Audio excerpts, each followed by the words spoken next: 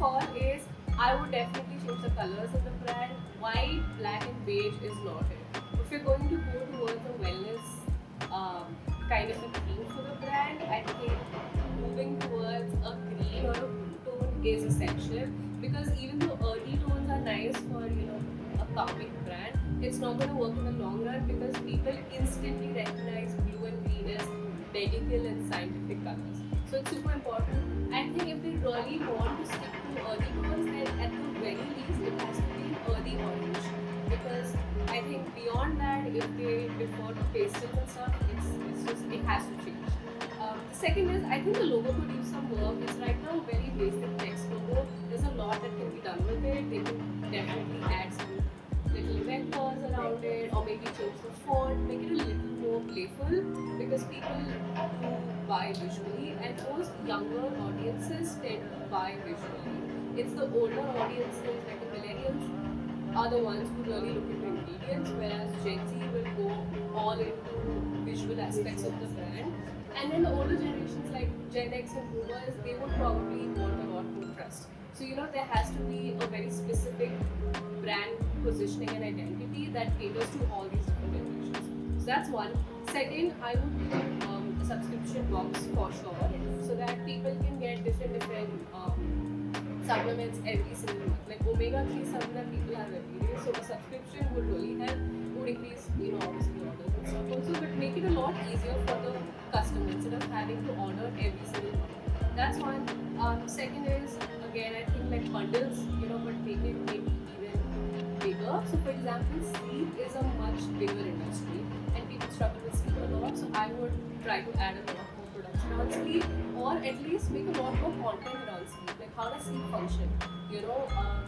There's so many different cycles, and again, problem with sleep, right? Like I tend to wake up in the middle of the night. Some people can't sleep till 6 a.m. There's people who wake up again, maybe. See, I also been sleeping at 6 a.m. Oh my god, that's a story. I don't know what to say. And again, there's different types of sleep patterns. Some people are not meant to sleep all the time. So this kind of education content, fun, informative content would do well on the socials. Next is longevity. So this market has gained a lot of interest in the last few decades because people want to live long lives for some reason. Okay. I remember back in Y2K, everything was all about like live fast, die young. Yes. Now everyone wants to just live like 100 years, and for some 100, but like I think they want to touch the century. I don't know why people want to do that, but regardless, I feel like it's working. There are medical persons, but there's a lot of resorts catering to it. There's medical spas catering to it. Now there's doctors that are opening clinics that are just dedicated to longevity. Research is going like all in on this. So I feel like if they start to venture into this section, it would actually bring them a lot of new customers, and people who can afford longevity are people who can afford these kind of premium products as well. They're the ones who also work out, they're the ones who take care of the body. So that's their target audience, and I feel like they're not tapped into this demographic. So I feel like that's something that they're missing out on. Again, I would like to also, prepare a little bit of trust again with the customers and the employee.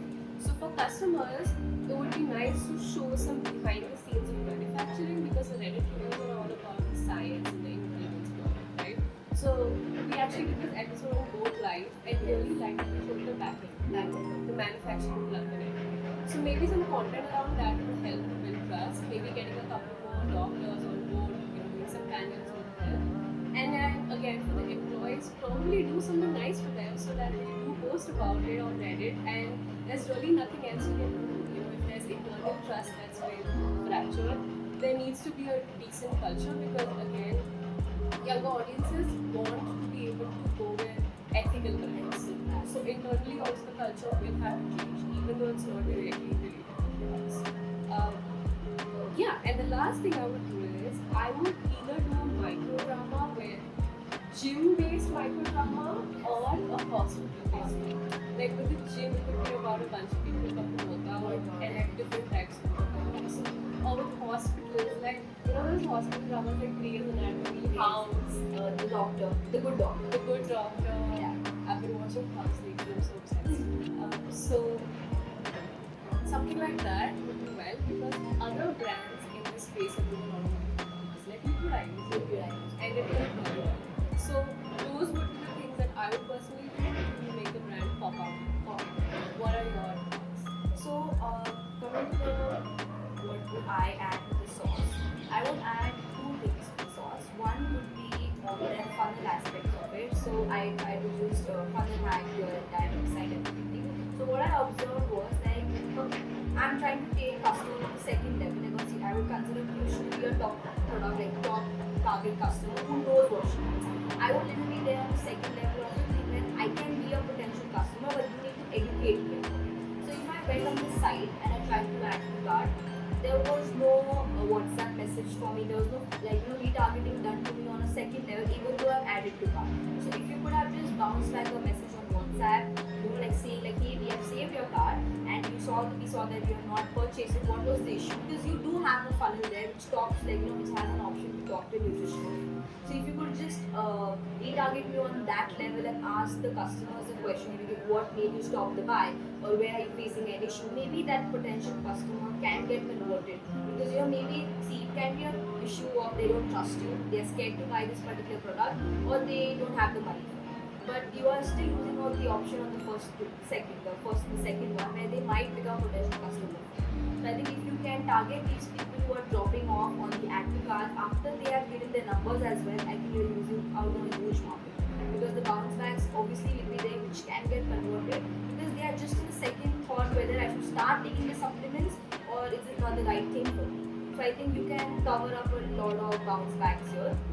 Second thing again what I noticed was you have done a good bundling on the site, depending on you need this for protein, you need this for focus, concentration and everything. One more thing which I would add it up to the website would be a section which is just personas. For example, a section which says running.